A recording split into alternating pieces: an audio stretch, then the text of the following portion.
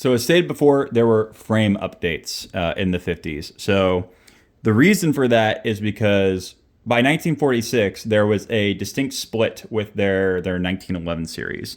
I have these two pistols to go over the example. If you've seen my earlier Star video, a lot of that still applies. So in 1946, Star would introduce what was originally just called the Modelo Super. It was explicitly for Spanish naval contract.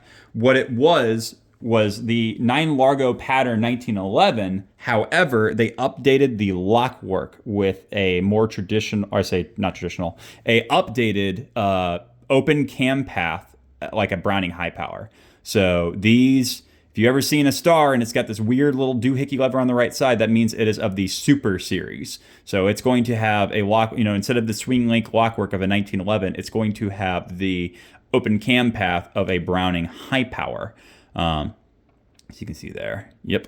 And so every single Modelo Super has a magazine disconnect. So you can see if I lift up here, you can see there's a little spring-loaded detent here. That is a magazine safety. It works completely differently than the magazine safeties of the swing link guns. It is like a little U-shaped clip up here that's pushed out of the way and allows the trigger bar to move once a magazine's inserted. But this is also the assembly lever. So if I do that, you can see the slide one a little bit forward. You can see the open cam path. So it is a Browning high power in a 1911 skin suit, which I think is really neat. This one is a Super B. So Modelo Supers are weird. The early Modelo Supers were just marked Super on the heel with their serial number down there. These ones were always meant to be 9 Largo.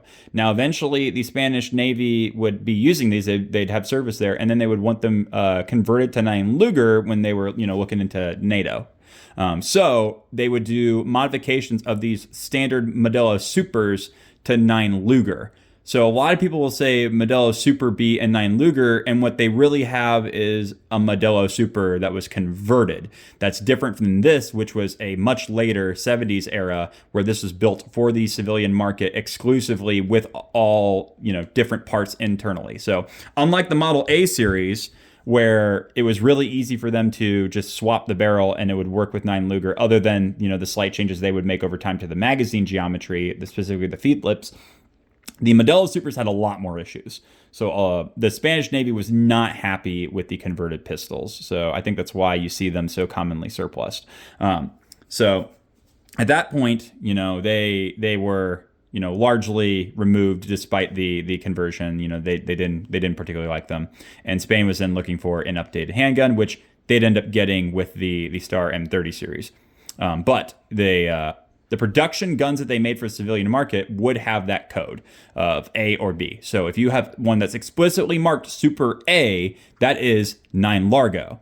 And if you have one marked that exclusively Super B, that is 9 Luger. If it's marked just Super, it can technically be both. You might have one of the guns that was converted. You might have one of the guns, pre-conversion. So be wary of the sales for this, because a lot of people will not actually test the chamber. So you might very well, if you get just a Modelo Super, end up with one with a 9 Luger barrel or a 9 Largo barrel. And frankly, there's enough aftermarket barrels made for these.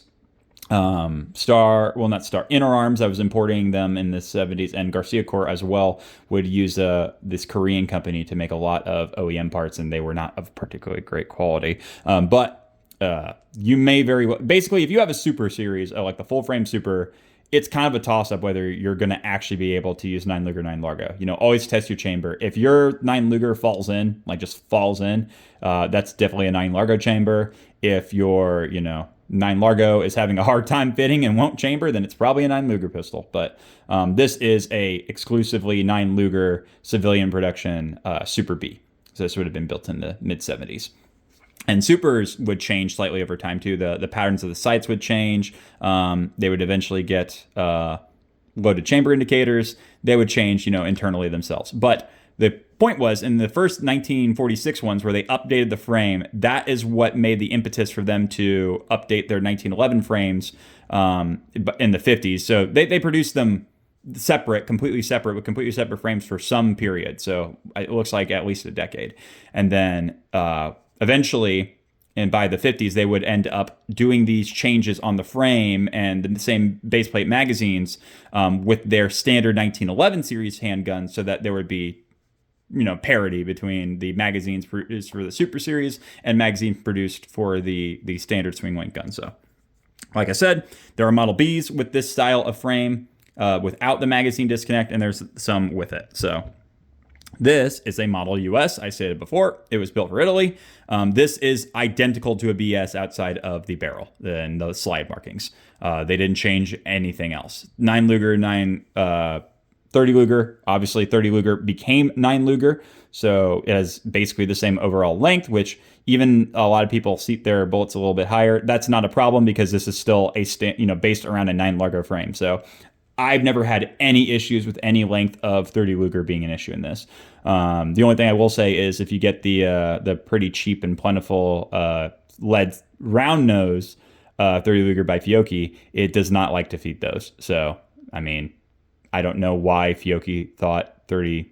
I guess it's for the Italians, but like for a lot of these old pistol designs, 1911 based or like the actual Lugers, I've heard nothing but negatives about the lead round nose not feeding. These were almost certainly designed entirely around being used with FMJs. So yeah, buyer beware. If you do end up with one of these incredibly rare pistols, it's not going to shoot production ammo with lead round nose. But anything FMJ, it's been a blast to shoot. Honestly, 30 Luger is very soft. This is a very nice heavy full frame handgun. Very fantastic shooting pistol. But yeah, this is one of 500 built for Italy to get around their military handgun cartridge ban thing. It's very similar to like what they did with 9x21 IMI, but the US. They also made the UKS, which is the BKS. So I should get into that. I don't have examples of these, but shortly after this, there would have been in between the production of the full frame BS and the introduction of the Super Series and the changes to the frame in the 50s, Star would look into making a shorter, lightweight version of their standard flagship Model B pistol, which by this point, with external sales, far outpaced the Model A production. So Bs were becoming clearly their flagship handgun from the Model A. So they made a shorter frame alloy 4.5-inch barrel shortened Model B. That was called the BKS. And they also introduced an even shorter steel-framed BM pistol. So people know the BM. It would end up being adopted by the Guardia Civil as a replacement to the earlier ones, like the Model A series. There are actually some of the older pistols that were converted to 9 Luger later on in their life, like I've seen Model 1934s and 36s with conversions, even Model 1922s with conversions. So the Guardia Civil would at least try to take some of their older 9 Largo pistols and convert them. So you can sometimes find they'll be overstamped with a P after the 9mm marking.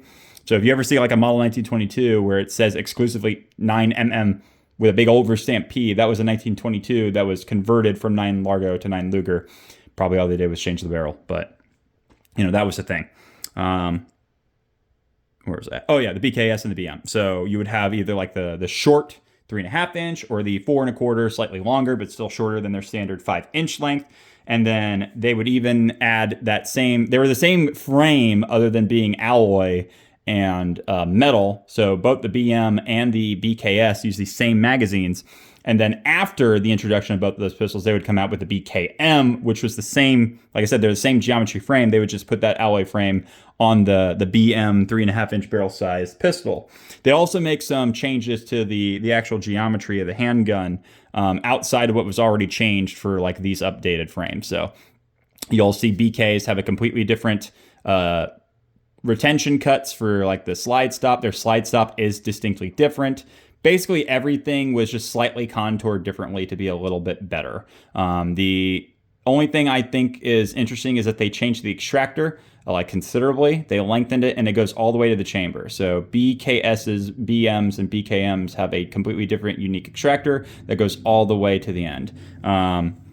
They didn't seem to do that with the BS or the AS or any of their other like PS. They didn't do that changing the extractor to those, but they seemingly did on some Model S's. I've seen some Model or rather SS's by that point.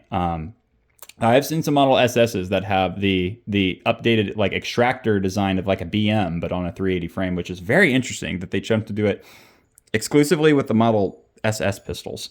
Funky, but yeah, they're all different parts wise. Like they are completely modified to be easier to handle, slightly better controls and contours. So yeah, there's a lot of non-parts interchangeability between the BKS, the BM, and the BKM, and the standard flagship like BS, AS, PS.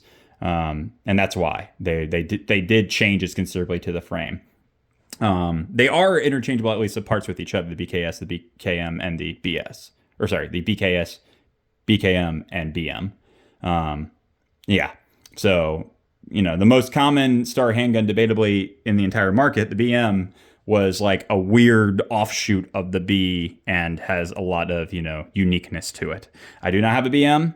Most BMs have a lot of those aforementioned Korean surplus parts in them that Inner Arms would just kind of throw in there and sell them. And I'm not a big fan of the surplus ones. If I'm going to get a BM, it's got to be one that's like in phenomenal condition, preferably one that I know is not a surplus pistol, because yeah, there's a lot of hit or miss with the surplus pistols. So one thing that's neat, like I said before, the changes to the frame for the Super Series is what led to the changes in the frame for the standard flagship series. So they use the same wide base plate magazines. So this is the magazine that came with the Super B, and this is the magazine that came with the UK or US, and they are the exact same magazine.